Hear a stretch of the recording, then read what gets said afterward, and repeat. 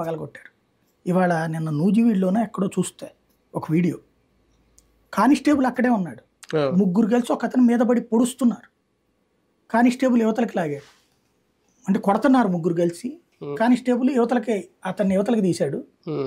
ఈలోపు అతను పొడుస్తున్నాడు. Constable CI గారికి ఫోన్ చేస్తున్నాడు అక్కడ కూర్చుని. జనాలు అంటున్నారు, అందరూ భయపడిపోతున్నారు, వణికిపోతున్నారు. సార్ ఏం సార్ కానిస్టేబుల్ గారు చెయ్యండి ఏదో ఒకటి.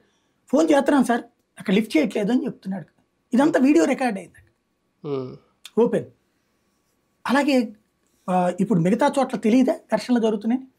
మొన్న ఎట్లయితే దాడులు జరుగుతున్నాయని తెలిసి సైలెంట్గా ఉన్నారు పోలీసులు. ఇంతకుముందు కూడా నేను చెప్పాను కదా, పల్నాడులో దాడులు జరుగుతున్నాయని తెలిసి వీళ్ళు అయిపోయిన తర్వాత కేసులు కట్టుకుందాం మనకెందుకు వచ్చిన గొడవ అనే రూట్లో ఉంటే రాష్ట్రాన్ని ఎవ్వడూ కాపాడలేడు.